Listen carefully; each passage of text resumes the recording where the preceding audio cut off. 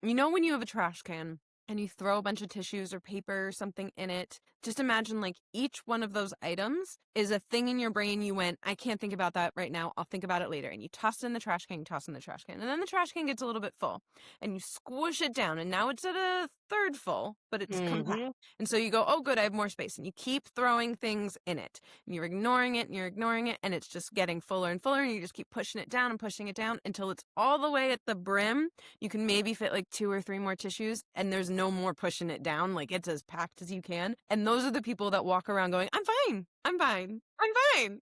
And then they have a nervous breakdown and you go, well, maybe it's because your trash can was extremely full. Mm-hmm. And that's why I say meditation, taking a walk, taking rest, taking that long hot shower where you have a fake argument with somebody and just get it out. Every single time you do that, you're taking a tissue out of the trash can. Do you ever feel like no matter what you do, it's not good enough? Like perfect is the only standard, but you're still left feeling behind? Perfectionism keeps us stuck. It robs us of peace, of our joy, and the freedom to just be. That's why I created Beauty of Imperfection, Good is Enough, a guided workbook to help you let go of the pressure, quiet your inner critic, and start celebrating progress over perfection. Inside, you'll find tools that remind you your worth has never depended on being perfect.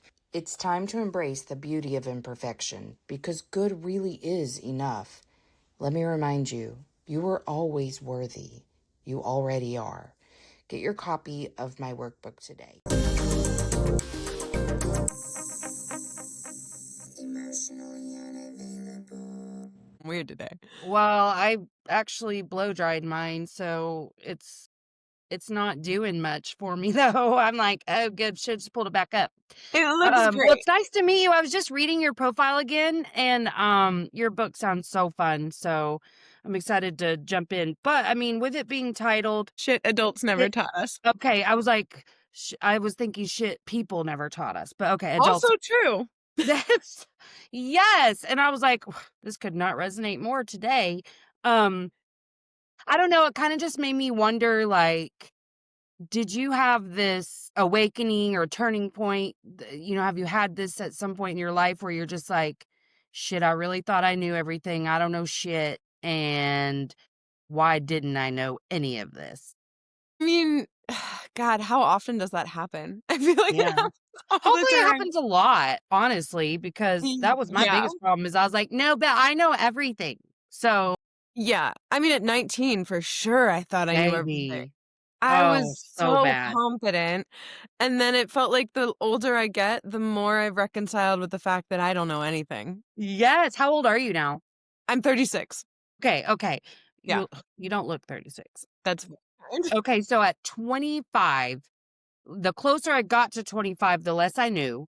And then after 25, I was like, I don't actually know anything. Weird. Okay. And like something I talk about a lot is, and I think this is the spot the title of your book hit me. Something I talk about a lot is that at 18, I left this super fucked up, toxic household out into the world as an adult, right? An adult. And I was like, yeah, I don't think my childhood really affected me. And I mean, it was like a really messed up childhood. And I was like, yeah, because like I'm not a drug addict. Mhm. People very close to me. My parents were addicts too, but like my siblings were already living a real different life than I was. It was very clear I was the survivor of my family. And I just wasn't living my pain out loud the way they were. So I was like, oh, yeah, for sure, no effect. And that notion was reinforced by the people around me, had been my whole life, because it was like, well, you're not looking like this. And this is the only way to look if you have trauma. And so Yeah. I don't know. I kind of wondered what your experience in that realm is, because I just know you have something that you were like, oh, I didn't realize. Yeah. Okay, what Well, was first of for all, you? I'm so proud of you and Thank amazing you. that you grew up, and I'm so sorry about your childhood. That is unfair, and no child should ever have a horrible traumatic childhood. Well, thank Um, you. I think a lot of, and it doesn't matter if you had a traumatic childhood and not traumatic childhood, Mm-mm. whatever the circumstances of growing up are, everybody has a learning curve of life. And I Yes. equate it to like a lot of companies and like various things, but like if you remember your first job ever and you were like, "Oh, I can do this job. I'm fantastic at this." Within a few weeks, you're like, "I know this. I can go and work anywhere and I know everything. I could do it better than the boss." And then you go to a different company and you try and apply the same thing and it doesn't work the same way because it's different. And so the more you go to different companies, it's like you're collecting data. Life is the same way, relationships are the same way, everything in life kind of mirrors that. And so I Yeah. found like it's not an indictment of the people, our teachers, our parents, the people who taught us, because Right. they are working from a specific toolbox. They are only able to teach you from what they know. The world Mhm. is changing, technology is changing, things so rapidly develop these days, you blink, it's different. Yes. So there's genuinely no issue or like I don't blame anybody. I'm just saying like shit was not taught because they didn't know how to teach it or what they taught was outdated or different from my circumstances to their circumstances. So Well, that like happens so fast too. The yeah, outdatedness, the obsolete, like I'm not even talking just technology, which that alone is like wild, but like just even the normal everyday practicalities, like it's not yeah. the same generation to generation. It's not even year to year. What I knew to be true last year is not true anymore. And like when I wrote this book, it published in 2021. I believe. Might be 2022. Time is weird now. It is. It is. But, like, ChatGPT didn't exist then. And Right. so the ability to research something, the whole reason that I wrote this book was I get overwhelmed very easily when I'm looking for an answer for something and you have to sort through pages and pages on Google. ChatGPT now, it's like, "Oh, I type it in, there's my answer." It's not always Yeah. the right answer, and Right, right. That's so it's true. not always the answer that I'm actually looking for that caters to me, but I wrote this book, it's 98 quick chapters, they're 2, 3 pages each, and it's just like the guide to life. It's broken into 4 sections. It starts with money and career, it moves on to relationships, it moves on to mental health, and then it moves on to life. And that's kind of how I approach getting my shit together, which is like Yeah. first you get to your money, your career, your job, you get that and you set that aside. Then you work on your relationships and you work on finding who you are within your life, your circumstances, how it relates to other people. Once that's good, then you can reconcile your brain, your mental health, your anxieties, your depressions within the circumstances of your life. And then once all of that is settled, then you get into like the nitty-gritty of the life, what brings you joy, where's your time valued, etc., what kind of hobbies you have. So that was how it came about, but it became an idea in a book before the world that exists now existed. Yeah. Yeah. Which must kinda suck, like, Yeah. as an author. Like, to 'cause I don't know, I just feel like well, it's hard, I released a book around the same time this one came out, and fucking self-promotion sucks. Like, it got to where I was like, "Well, that was cute. That was fun. I think I'm done." Just 'cause Another thing to I learn. wasn't in the place to, like, hit the grind, and I was not all the work that I've done on myself now to be able to do this, I had not done, and I was like, rejection sounds really scary, so, like, I don't think I'm gonna work too hard at that." And rejection can be, like, really scary in when it's, like, a self-published book, when you're like, "This is me, I put all of it." So you're not just rejecting this idea, you're not Right. rejecting this, like, art project, you're literally rejecting me. And that can feel And really every ounce of me, truly. So, thank Yeah. you. Yes, Yep. absolutely. I mean, and it's such, like, a project of love, and it was my story, and it was a way I had always wanted to share my story, but I cringe a little bit at the end of it now just because I was very early on in any sort of understanding about what what was wrong with me, but, like, it was fine for that time in my life, you know what I and mostly the important part was I got to share my story, but, like I don't even really talk about the book anymore. 'Cause I'm so different than when I wrote that book. And you know what's amazing is, like, that's a moment in time. Like, the book that I wrote is a moment in time, the book that you wrote is a moment in time, and I don't think that there's anything wrong with the fact that the world has changed and it feels like that's now in the past, because I still spend weekends in bed watching Friends, and that was, Yeah, like, that's 30 true, years yeah. ago.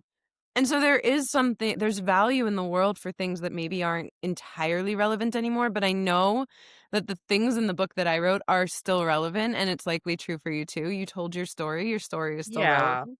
But, like, relationships, how you approach relationships, and that section in particular is it's not necessarily chronological, but the section starts with falling in love, making friends, new relationships, all the way through breakup and divorce and finding yourself on your own or finding yourself within relationships, and it navigates everything in between. And that, while it may look different while society changes, is inherently the same. How we approach relationships in our yeah, lives is going to stay the same because relationships are part of humanity. The same with mental health, depression, anxiety, overthinking, catastrophic thinking. Those things are always there, yeah. especially when you get sucked into like TikTok or the news or something, they get a little Yes. higher. But A little bit, mhm. a little bit. But in general, they're always there, and how we approach them and the tools in our toolbox in order to deal with them and heal from them, they might change with added things like apps or whatever, but the core of it is always the same. Breathing techniques are always the same. The way that you're rewiring your brain can be the same because we Mhm. are not robots. We use robots No. to help us, but we ourselves are humans. And so, like, the finance part of the book might be different in like tiny little tweak aspects. Like, I think when I wrote it, a high yield savings account was like 2.5%. Today it's like 3.7%. Like, things like that are small and different. But in general, like, humanity is always the same. That's true.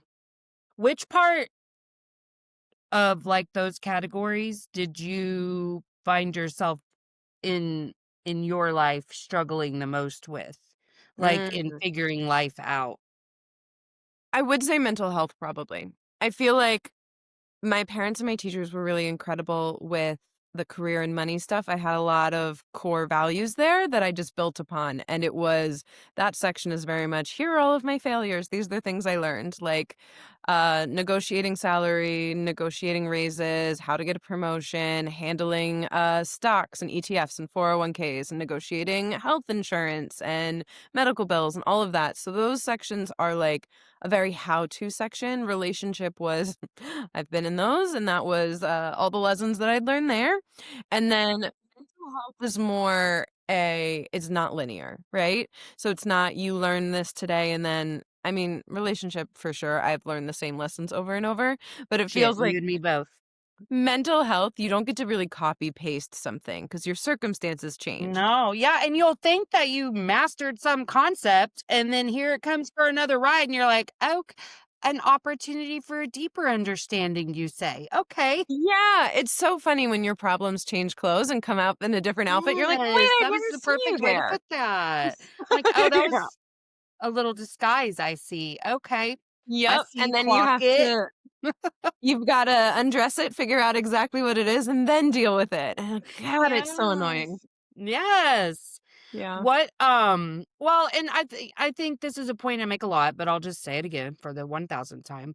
Well, first of all, I love that you are not making accusations and that there is no blame here.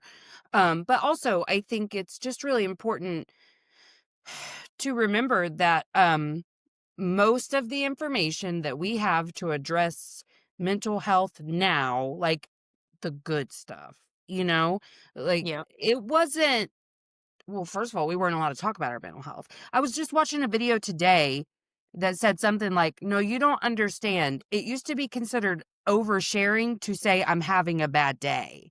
Yeah. Like, culture has really shifted around that too. But we nobody had the tools. There wasn't anyone really in the West. I make that clarification because someone said in the East they did, and good for Yes, them, that's damn true. it. But, I think that's the difference too, is the influx of Eastern, philosophy over here, which, hey, grateful for it. But Yeah, we're more global now. Yes, but there were generations of people who just didn't have the tools, so how could they? And even I, not even I, but and I at 45 have gotten to a place where I'm like, "Oh shit." Like I didn't have the capacity to offer compassion to myself. So how could I offer that to someone else? And all of the things that I had to become intimately aware of in me being the only gateway to being aware of those things in other people, for other people, to share with other people, you have to be really understanding of a concept before you can share that with others. And so I think, with generations of people having no clue about how to deal with mental health, how could they have taught us any better? But that's where we got stunted. Nobody helped us through our emotional developmental milestones. And then Yeah. we build up all these protective layers that says, I have nobody to help me with this. And so we just look for thousands of ways a day to confirm that narrative. Yeah, there was a lot different coping mechanism for those generations than therapy. Much different. They took different outlets, other choices. But I would say in general, like, often, how many times a day do people go, "Hi, how are you? Good, how are you?" And nobody actually hears those words. Mhm. So it's like you're just it's like muscle memory. You're literally just routinely saying, "Good, how are you? Good, how are you? Good, how are you?" Mhm. Is anybody actually good? Like, are we actually good? Are we listening to Right. each other? Well, and if It's someone says not good, you're like, "God, fuck, I shouldn't have asked. I Let's know, not you're like, let's "Oh, not now I play. have to, Let's like, not play." dive into it." But I think for a long time when people would be like, "Oh, I meditate," or I'm doing things for my mental health," people were like, "Oh, those hippies," "Oh, Yes. those people." It was like Yes. so woo-woo. Into the woo. And Yes. I Yes. don't think, like, people really understand what meditation can be. It's not clearing your mind. It's not none of that is what meditation truly is. Meditation is just pausing, breathing. I once had somebody tell me that, like, an airplane ride is like a giant meditation because this was probably before, like, Wi-Fi was on planes, but everybody is literally just sitting there sort of staring into space, clearing all the thoughts that they've been pushing down for a long time. Like, have you ever been on a 6-hour plane ride and you're like, "Why am I thinking about, like, my concert in 4th grade?" It's very strange, but that is the essentials of meditation is you're just letting the thoughts that you have been pushing down come through so they can get out of your body, release that tension, and then you're, like, a little lighter and a little freer, and that's meditation. It's a different mindset. I will say that the idea that people didn't talk about it still kind of exists today. Just like Yeah. we said, like, when somebody goes, Yeah. "Oh, I'm not very good," and you're still like, I don't wanna talk about why you're not good," like, that's still a little bit there. I don't think we're all the way into understanding people's mental health yet. I just think it's and especially the younger generation, it's more comfortable now to say, "I'm struggling." It Yes. may not be welcomed, but it's more comfortable. Well, Maybe so. and really, for me personally, it's the cashier at the, local grocery store that I regret asking how they're doing because those babies got no problem telling me all about their life. And I'm like, man, of course, this is happening when I have PMS and already feel really agitated at everything. And now you're trauma dumping and I fucking don't care, but I have to like be nice to you. That's when I don't care. But I do feel like, that's just me being honest. I know that's really bitchy, but I have PMS right now, so, um, but I do think we've I might be making this up, and I don't even know if I've ever even thought about this before, but it feels like we're doing better at least aligning ourselves with the people that see us. They at least want there's the effort. You know what I mean? Like Right. I think it's a canon event to have all the wrong friends or people around you at some point in your life. But I feel like younger, we're doing a better job of being like, this doesn't feel good for me or this does feel good for me. So I think that that opens up the space to really be able to connect, even Yeah. if briefly, even if you don't know how. So I think that's a beautiful change that I'm seeing. But that was a really tough one for me because, well, to see them meant to see myself, and I just didn't even realize how much I was hiding from myself, you know? Well, I really feel like that links to the cashier, right? Like on a day where you're already anxious, you're already feeling overwhelmed, you're watching your ice cream melt in the grocery line as you're bagging it up, and then somebody goes, "Oh, I'm not very good today," and tells you their whole life story. That's just mirroring your own anxiety. They're giving you their anxieties while you're already looking at your own anxieties of, "Oh, I have 10 other things. I've got to get going. My day is really busy. I have to get this ice cream into the car before it melts." Like your brain is already probably at a maximum capacity. Had you Mhm. had a calm day, you're already feeling very good. It doesn't feel overwhelming when somebody puts their anxieties onto So you. true, so If true. if they met you in that moment, you probably wouldn't have even clocked that they unloaded a little bit of their day onto you, No, they but never wanna talk to me when I'm in a good mood. They wanna, like, ignore me, they and I'm like, probably do. "Hi."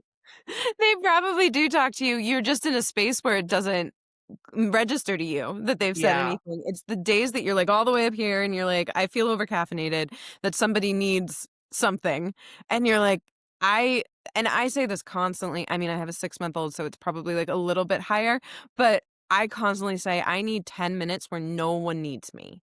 Like, Yes. no one texts me. I leave my phone, I go Yes. outside. The dogs don't need me, baby doesn't need me, no one is calling me, Overstimulated. no one is texting me, and, like, when I go out into the world and I go into a grocery store and I'm just trying to have that minute, that is the moment that somebody comes up and goes, "Can I help you find anything?" And that's too much. Mhm. Do not ask me a question. I need to be alone. And so when you're already Yes. in those moments where you don't want to engage, that's the moment that it feels like any discussion, any like the sound of a dog barking, Yes, the too slightest much. stimulation, yeah. No, you're so right, and that's, I think, been a really important component for me because my big thing whenever I first started any sort of understanding of my trauma was the whole nervous center regulation thing. Mhm. But, um I didn't understand why I was so dysregulated to begin with. So, like, how are you gonna deal with that? Like, I was like, "I'm doing the shit. What is going on here?" But I had no idea, like, what I was feeling, where those feelings came from, and that had a direct correlation to the fact that my blood pressure's sky high right now, like, Yeah, any of that stuff. So, it was such, like, a losing game for me even though I was trying so hard. And so what I compartmentalization is oh. wild. It was yeah, it was so funny to look back at and be like, "No fucking wonder I couldn't do that." Like, meditating? Shit, not for somebody who's, like, the classic overthinker, which I believe is kind of all of us. I mean, if Yeah, you don't call yourself that, you're just not aware of it because we all are intellectualizers. But, like, yeah, I kinda had to get to where if I'm feeling, like, escalated, I gotta go to the physical aspects first, like, did I yeah, drink too much coffee? Do I need water? Do I need protein? Do I need a nap? yeah. Do I need a shower? Do I need to move? Sunlight, yeah. Yes! Yes, Sometimes it's sunlight. genuinely just change where you are.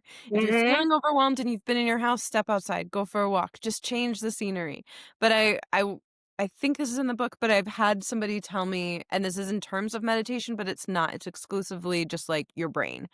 Is when you have a trash can and you throw a bunch of tissues or paper or something in it, just imagine like each one of those items is a thing in your brain you went, I can't think about that right now. I'll think about it later. And you toss it in the trash can, you toss it in the trash can. And then the trash can gets a little bit full and you squish it down. And now it's at a third full, but it's compact. Mhm. And so you go, oh, good, I have more space. And you keep throwing things in it. And you're ignoring it and you're ignoring it. And it's just getting fuller and fuller. And you just keep pushing it down and pushing it down until it's all the way at the brim. You can maybe fit like two or three more tissues. And there's no more pushing it down. Like it's as packed as you can. And those are the people that walk around going, I'm fine. I'm fine. I'm fine. And then and then they have a nervous breakdown. And you go, well, maybe it's because your trash can was extremely full Mhm. and that's why I say meditation, taking a walk, taking a rest, taking that long hot shower where you have a fake argument with somebody and just get it out. Every single time you do that, you're taking a tissue out of the trash can. And so even if your trash can looks full, but if you were to compact it down, it would be at that third half. That's still better than smushing it, smushing it, smushing it until it's overflowing, but you still have a little bit of space. That is probably where you were like, I don't know what happened. I thought I dealt with everything. And you're like, really what you did is you just smushed your trash can down really Well, far. yeah, I hadn't dealt with Yeah. anything at all, But you're nothing. walking So around for going, I'm fine. yeah, I mean, Yeah. I really thought I was fine, and then even whenever I was like, "Yeah, I'm pretty not fine," I was still really afraid to look at what not fine was, you know? So it was like, Right. "No, I mean, I'm not fine, but, like, I will be, so don't talk to me about it." The hardest part of emptying the trash can is you've got to look at each piece of trash when you take it out. Mhm. And it's rough when when you're so afraid. I mean, and that's really all it was, to look, because I mean, that's why I tell people all the time is like, okay, I know you're crying already, but like, Yeah. doesn't what you feel right now feel so much better than all the shit we've ever done to try to run from it? Like, doesn't Right. this it doesn't hurt nearly as bad as all the things that we've ever done. In fact, it's so fast. You feel it, and there's a sense of relief that you finally looked at it, and then you move through it versus all the stuffing down all these years, Yep. hurting so bad. Well, because the only way out is through. And so if you're trying to run and go all like if you start at the bottom and you're trying to get out and it's all the way at the top, obviously that's a straight line. You got to go right through all that crap to get to the other side. If you try and go all the way around to get to the other side, that is a long scenic route and you're going to be exhausted by the time you get there. Yeah. Just go through, deal with it. You'll get to the other side faster.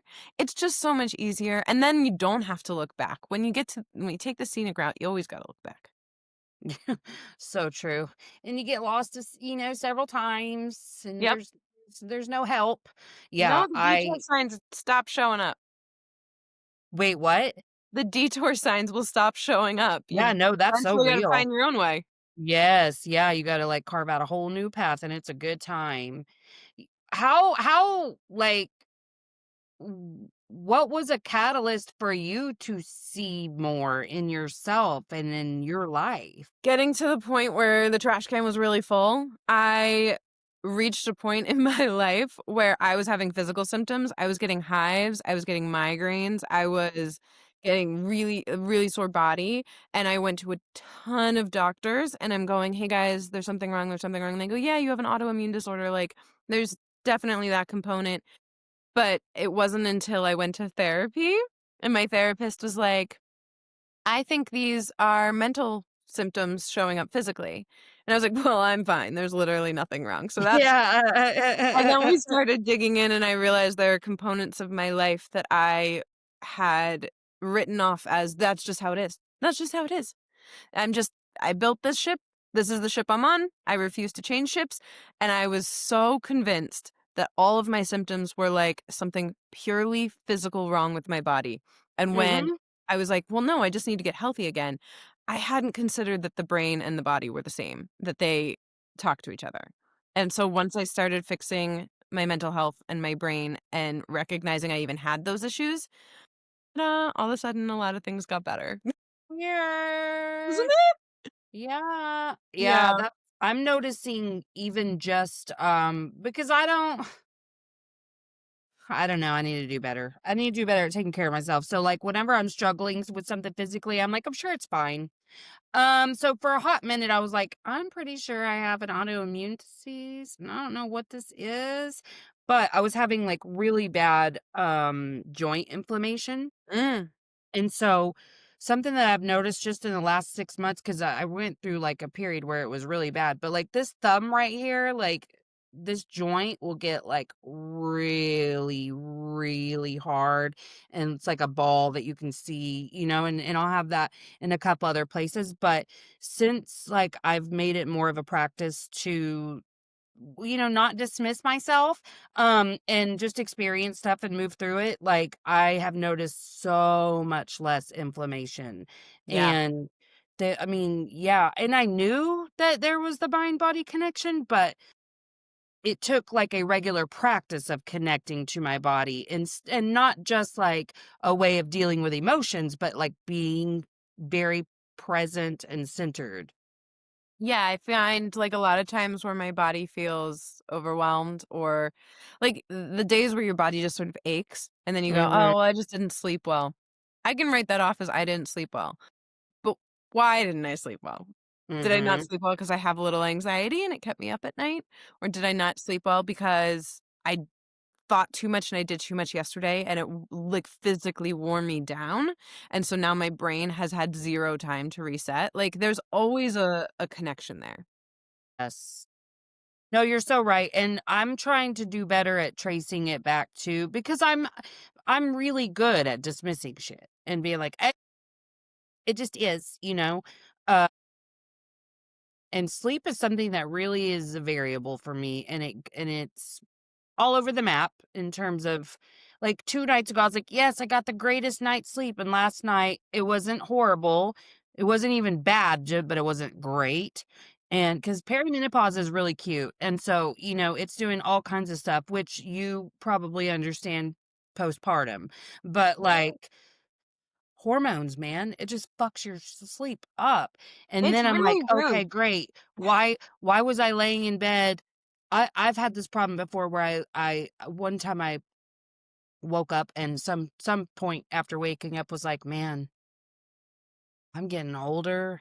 My kids are gonna have to watch me die." Like, it's the middle of the fucking night. What are we doing?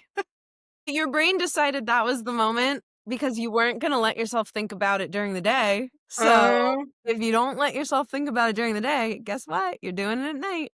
I had the same so thing true. where I mean, postpartum anxiety is a whole other beast, and it's your hormones, and they're just being a little bitch, and they're making you lie to yourself, but, like, I would Mhm. lay in bed while she's sleeping, which is like, sleep while the baby sleeps, adorable. Yeah. I You're would like, love "No, I'll to. just sit up and cry."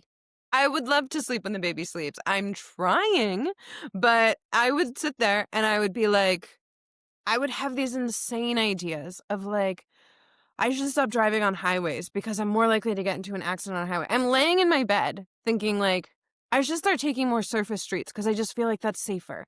That is not a thought that needs to happen at 4 in the morning. Yeah. But Not really. your brain is anxious and you haven't let yourself have anxiety all day. And so it doesn't matter what the thought is, it's giving you fake thoughts to get the anxiety out. So like in moments where I feel overwhelmed or anxious, I have to like during the day, I have to take a second and I just have to like let myself feel it. Because if I squish it, it's just gonna come back up later and it's gonna be a way less Mhm. good time.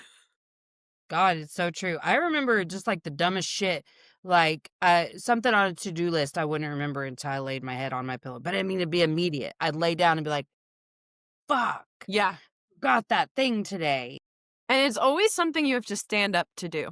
Yeah. Why on earth it's never, "Oh, I forgot to send that text that I can reach over," and it's always, "I forgot to lock that gate downstairs." It's always, like, as far from where you are as possible. Yes, it's so exhausting. It's, like, the most exhausted you've ever been in your life to get out of Yeah. bed at that point, but that's, like, how life that's a great metaphor for how life feels when you're not dealing with your shit. Yeah, Very heavy. really is. Wow. Well, so you went to therapy. Mhm. What are some things that you have really, like, pinpointed as having been the key struggles for you, and how did you kinda manage those? I'd say there's, like, a through line in my therapy. The thing that gets me every single time, and you've already mentioned it, is we're all intellectual, so I am phenomenal at talking myself out of feelings. Mhm. I am phenomenal at going, I'm great. Like, I don't or if I feel sad, well, but everything in my life is great. Like, I don't have a reason to feel sad. Or, oh, well, I understand why that person did that. I don't have a reason to be mad. I understand their side of it. Or, like, any negative feeling, especially.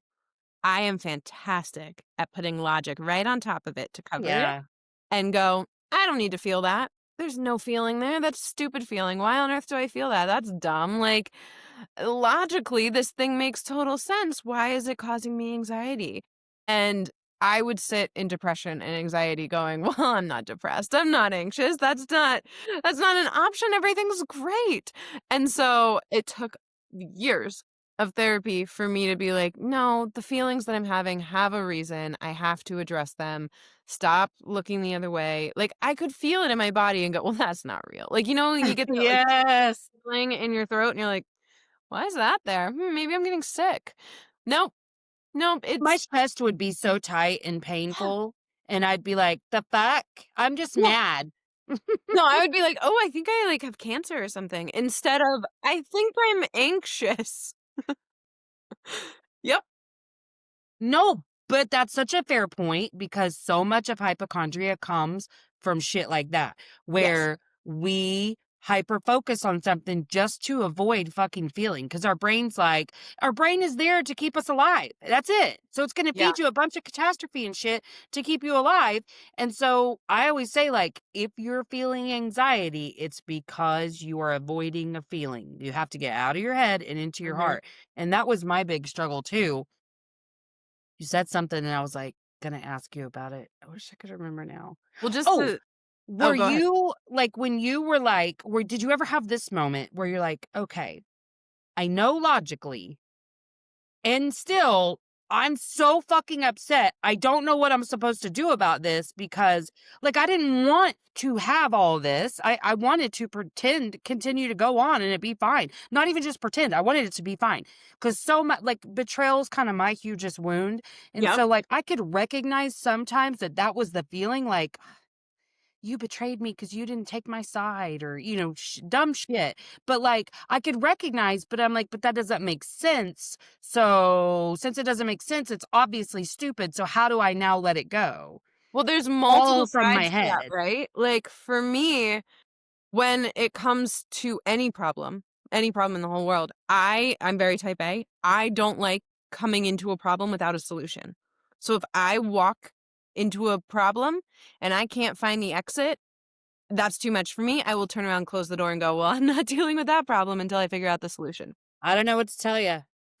Yeah. I'm like, and then the other part of it is, like, sometimes feeling mad feels good, because then Mm-hmm. when you're upset with somebody, you're like, "Well, I'm gonna solve this, and I'm gonna," and the Uh-huh. slower you get away from it, it fades, that feeling goes away, you start to go, it's not that big a deal, I don't care," and that gets a little scarier because then it's like, "But they're just gonna get away with it," or, like, Yes. not gonna there's not gonna be a Justice. solution, there's no resolution over there, so you feel like you have to stay mad to get to the solution, where sometimes the solution is letting it go.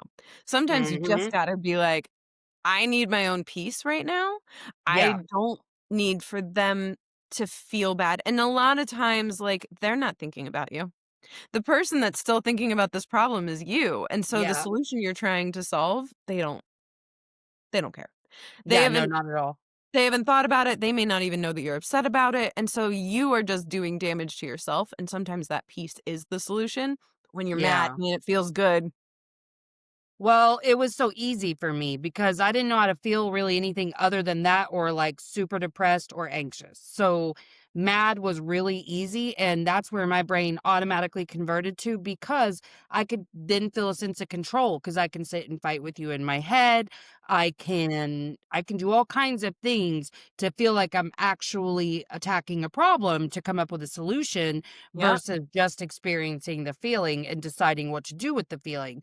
Now, there are often times that, like, because I'm real quick to be activated still, I'll get there and then I'm like, yeah, this is not fucking worth that. Ah, I'm sorry.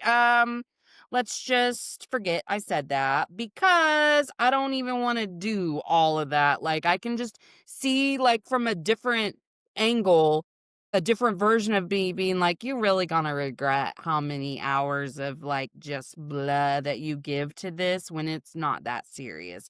Because I feel something doesn't mean anyone did anything wrong, especially, like, because I do have PMDD. So during PMS, it's like, yeah.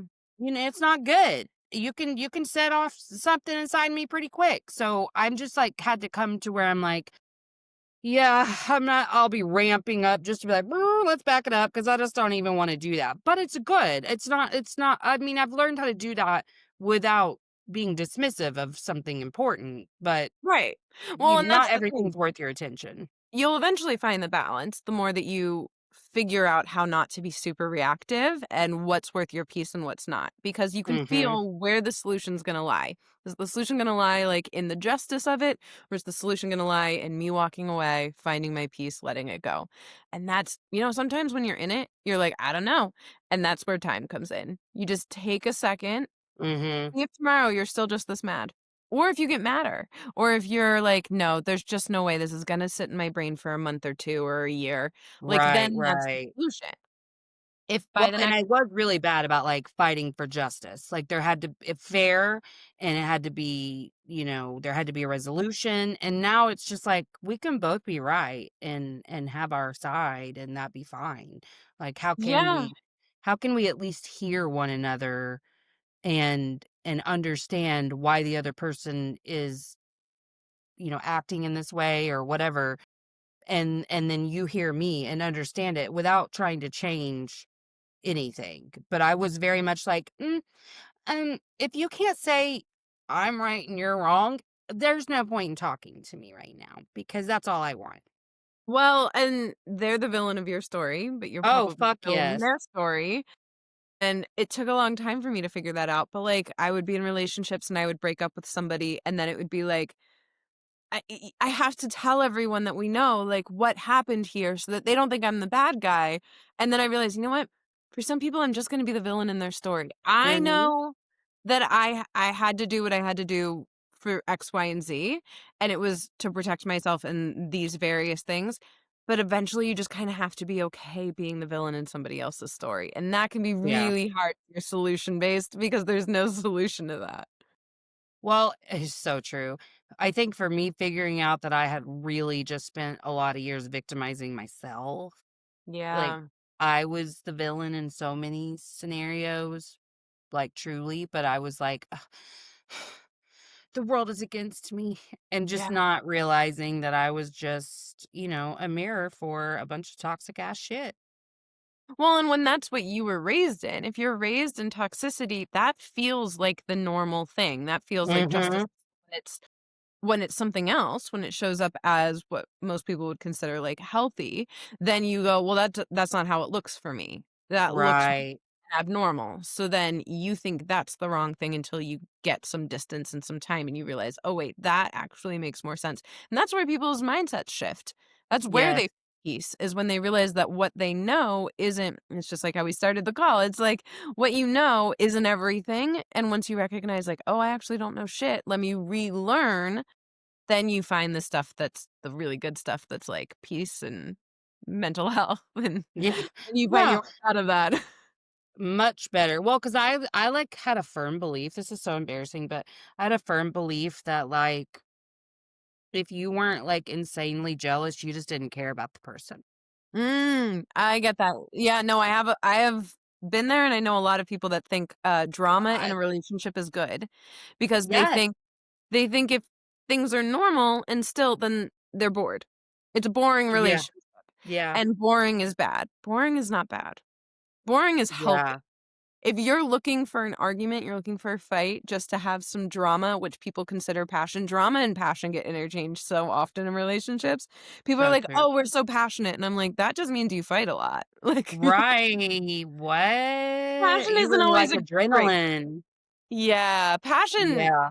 it's a tricky word sometimes. So I find that people that are like, "Oh, I just broke up with them, they were so boring." I'm like, "Well, that's sometimes a valid excuse, like, you weren't interested anymore." But sometimes it's that the drama isn't there, and you don't know what a healthy relationship looks like without drama. Well, and conversely, like, sometimes you'll feel like homeostasis is depression because you're not Yeah. wrapped up in a conflict or a drama or whatever, and you don't know how to sit in peace or silence and without making it a bad thing. I know I learned that all my self-sabotaging behaviors came in that moment when things were calm and maybe I got a little bored or, I was maybe at a chemical low where I, had had a lot of really good chemicals, and so, my body's trying to, like, recalibrate, and I don't have a lot of motivation or whatever, and I don't really know what to do with myself. Well, that registered as loneliness. That in the conscious, that's what I thought it was, and when I started investigating that, I realized that the narrative was, "Well, you're lonely because nobody likes you, because you're mean," or whatever, you know? Well, that's what you tell yourself, but it's also when you grow up in drama, if you grow up in chaos and drama, anytime it's still, you're waiting for the other shoe to drop. And so Always, yeah. if the other shoe isn't dropping, you go looking for it. And you're like, Mhm, "Okay, well, it's too calm and I know that there's going to be drama, but I need control. So I'm going to go find the drama before it finds me." And then you end up mhm. drama and it wasn't there to begin with. And so you're like, Yep. "Oh, well, there it is. I found the drama." And you're like, "How's it it keep finding me? yeah, it's Damn." like self-fulfilling prophecy. You're like, "Well, I know there's gonna be drama. Let me go find it." Well, now you just made some drama. Yeah, yeah. Well, what I would love to do is spend all of my money on dumb shit and then, hate myself for it and then be like, "Why do I do this?" Oh, Yeah. because I needed to, confirm some bullshit to myself, I guess. Well, when we never grew up in calm, like, if you didn't grow up in a calm household, sitting in calm is scary. It's so overwhelming to sit because 'cause you're not used to it. It's uncomfortable. Right. You've gotten very used to chaos and drama, and so you know how to deal with that. You know where the solutions lie in that. You know what it feels. Mhm. Calm, you don't know what calm feels like, and so it feels At uncomfortable. all. And when you're sitting in anybody, and it doesn't mean, like, the opposite can be true for people, but if you're sitting in something uncomfortable, your body is going to immediately try and find comfortable. It doesn't like feeling uncomfy, so it's gonna go find whatever it's used to, and if that's chaos, it's gonna go find that. Yeah. Yeah, and I was just thinking like I know this about myself that I'm like a huge pendulum swinger and then until I kind of find the middle ground. And I think right now I'm really intolerant to not calm. Yeah. But I think it's because it's been so good that like I love that so much that whenever it like any kind of chaos, I'm like, oh my God. And so, like, I'm finding, though, the middle ground of that, and, like, it's not like I can't handle it, but I don't like it at all, and I just, like, want it to go away as quickly as possible anytime something chaotic happens. But I think I've given myself a little bit of a hard time over some things that I'm like, "No, man, maybe I haven't been doing this or that, but, like, I've been enjoying some real calm," you know? Well, when it's pendulum, like, it's really, really, overwhelming or it's super great and happy and calm, and so, like, if you find the middle ground of that, then your body or I don't know, I'm assuming, at some point, you start to get scared you're never gonna get back to the really, really good, even though it can sometimes come with the really, really bad. So you're Right. like the pendulum part, you just wanna swing in one direction, but sometimes you're like, "Well, to get to that direction, I've gotta swing the other way to, like, get the momentum." And that Yeah. finding that middle ground and being comfortable in that middle ground can feel really scary because 'cause you're like, "But then I'm not gonna get to touch the good stuff," and you will. Yeah, yeah. Well, and I think too, I'm just still learning like in real time all the time about like relieving tension in the moment, like as it's happening, like to not store it all and then have to go hide to fix it. There's nothing wrong with being in that place, but that period can take a little bit longer. And I think there will always be fear that I'm going to go backwards and feel as yucky as I used to feel. So I'm sure that that kinda lingers? Yeah, I think that's a lot of people's relationships, honestly, is when you're in a relationship, you store it up and you're like, well, that's not worth fighting about right now. It's little. And then you just have a whole basket of little things. And then one big Mhm. thing comes out and you're like, and another thing. And then you just start bringing up everything else. And you're like, well, I've got all these little things I've been holding on to. But a lot of people, when they're in those places, you're trying to figure out what's worth the fight, but you're not forgetting about all the stuff you didn't bring up. And Right. when you're in relationships, especially if you're like, I've been good at, pointing fingers and doing the blame game, and then you go and you find the drama later. If you're finding the drama because you're quote unquote bored, you're also going to find all those little problems. You're gonna look for the cracks and you're gonna like store those up Mhm. so that when the fight comes, you've got ammo. So that you know you're right. You know when you go into this Yeah. fight, you're gonna win it. And that's like and I get it. Like everybody wants to win their fight. They don't want to go into a fight, assuming that they're gonna lose and come out feeling worse. So you go in with like, I got like 3 or 4 surefire ways to get them. And that's not Yeah. a relationship. The relationship shouldn't be me versus you. Why would anybody wanna be in a relationship that's me versus you? It's gotta be like you and me versus the problem, and we go and we figure out this problem together. We've got a solution. We've now solved that. We move on, as opposed to, "Well, look at all these things I've got that, like, I hate when you left the peanut butter out last week." And Yeah. yeah. Yeah, but when you're living in survival mode, everything external of you is a threat to your safety. And it took a long time for me to see the dynamic of the me versus you. Like, I was not aware of that at all. I didn't realize that I really viewed him as a threat to my survival, like, because it was nonstop. And I was always like, you're not doing this, or, you don't love me the way I love you, or any of the dumb stuff that you may say. But it's like, That's that's the what it thing I'm feels like. still unraveling. And oh, it absolutely did. I mean, I was such a victim to that of like I didn't feel like anybody loved me the way I loved them. Not my friends, not him, anyone. That was when that paradigm shifted, I was like, "Oh shit, I might be the Yep. problem here." But yeah, I was so unaware of the me versus you dynamic. And when people would say things like what you just said, you, me versus the problem, I could maybe understand that intellectually, but I didn't really fully understand that. Well, and a lot of times when you're in those situations, if it's you versus me, that feels better because I can win. I can Yeah. move this feeling good. When it's you and me versus the problem, you don't really get the same gratification of winning that. It's like, oh, Well, okay, no, because there's great. not a clear resolution that you Yeah. can feel like you wrap something up. Yeah, and then sometimes it pops up in a different way. Like the problem, you like whack-a-moled it over here and then it pops up looking like something else over Mhm. here. And so you have to deal with it again. If you deal with whatever the root is, then those little things become quicker conversations as opposed to actual fights. So when they Right. like show up differently, you've already got how you want to solve it. But when it's me versus you and you've just gotten so used to being combative, there isn't a solution in that way. And it just feels like, oh, here we go again. No, and Same. that's what I would say, like, "Oh, good.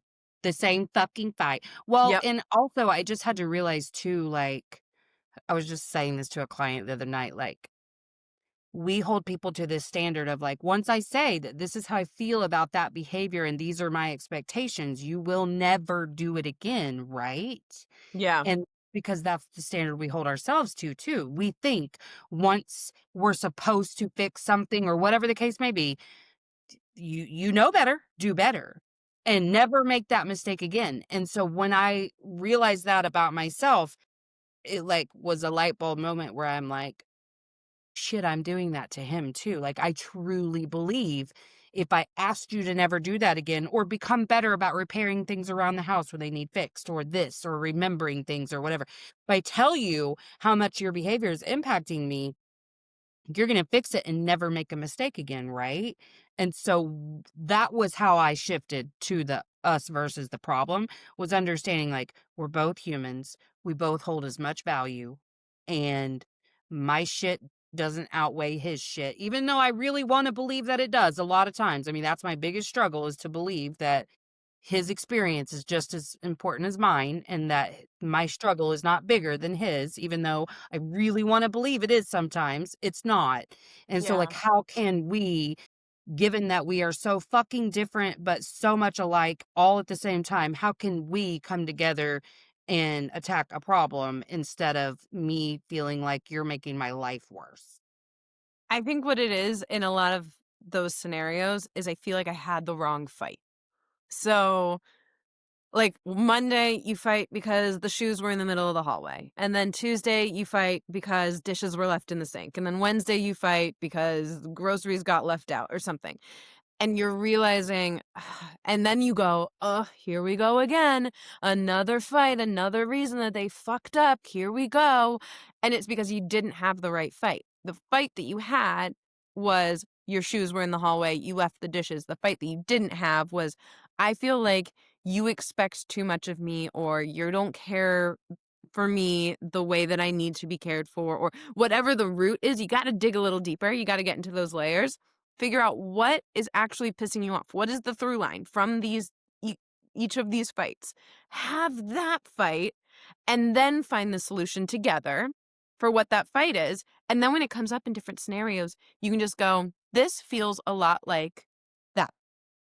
And then you can verbalize, can we approach this the same way? I know you don't seem to care about the dishes. It really does matter to me. And here is why. And then after you vocalize why that shit matters, they're not going to piss you off in those ways because they now understand why it matters, as opposed to, well, she's always asking me to do the dishes and nag, nag, nag. Like, you got to find, why does this hurt me? Why is this a fight? Yeah, absolutely. Well, I have loved having you. Will you tell us where we can find you? Yes. So the book is on Amazon, Barnes & Noble, all the places you buy books. It's called Shit Adults Never Taught Us. There's also an Instagram at Shit Adults Never Taught Us. You can message me. This has been so fun. This has been amazing. Thank you. Yes, absolutely. Well, I will follow you on Instagram too. And I loved having you so much. I'm gonna look at your website too. Thank you so much. I mean, genuinely, I want to keep talking. This was like the fastest hour of all time. Oh, good. I had such a fun time with you. Hold on, I'm gonna hit stop really quick. Okay. Thanks for coming to Emotionally Unavailable. If you haven't already, like, subscribe, and share. Emotionally Unavailable.